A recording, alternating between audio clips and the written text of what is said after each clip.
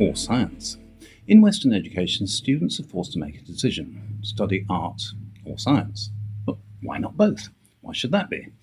There are a number of key differences between these subjects. Most fundamentally, art is opinion and science is evidence. However, there is much in science that is artistic. Einstein's surreal musing on what it would be like to ride a beam of light gave us both special and general relativity, a poetic understanding of how matter bends space in higher dimensions. Newton's abrupt realization that white light is composed of multiple frequencies of colored light, Mendeleev's musical musing on the arrangement of elements. Much of our understanding of science is based in artwork: Copernicus's diagram of the solar system, Darwin's tree of life, and Odell Crick's sketch of DNA. Likewise, artists observe nature with meticulous detail. Constable's clouds and Da Vinci's water are scientific in their level of detail. Art, in particular cinematography, relies heavily on science to make it work. This combines Ibn al-Haytham's geometry of optics with the lighting of Renaissance painting. A divide between art and science hasn't always been apparent.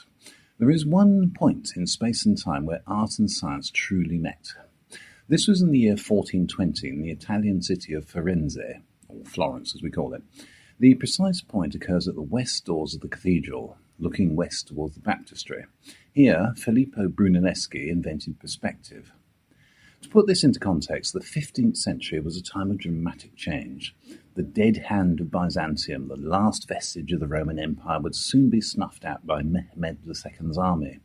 The Italian city-states have absorbed Islamic invention and were rapidly branching out on their own.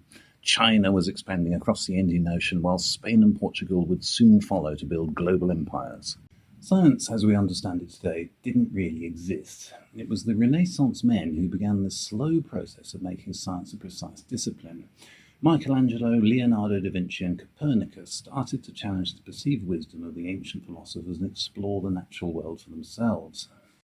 Da Vinci in particular was involved in illegal dissection, aviation, weapons design, and paleontology.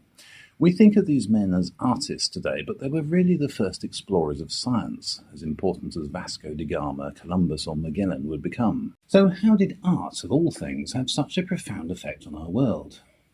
Essentially, art paid the bills. The Renaissance men relied heavily on patronage from rich merchants on the church for commissions for grand works of art. Their scientific dabblings were a mere hobby, except when it allowed greater realism in artwork. Geometry had already been incorporated into artwork by means of the camera obscura. This secret room became a standard means of ensuring great accuracy for portraiture. This idea utilizes some of the concepts of Euclidean geometry, but more importantly the researches of Ibn al-Haytham, who conducted extensive research into this field in the 11th century. Essentially, a tiny hole allows an inverse image to be projected onto canvas. This technique works providing the subject is brightly illuminated and the secret room is in near total darkness. The sharp film noir style of lighting of Renaissance painting is essentially a byproduct of the technological limitations of illumination in the 15th century. Before we make the next leap forward, it's worth considering what exactly is going on with painting and how it relates to photography and cinematography. Essentially, these media are a trick to convince the brain that the flat rectangular blobs of paint or illuminated pixels is actually a three-dimensional space filled with real characters or landscapes.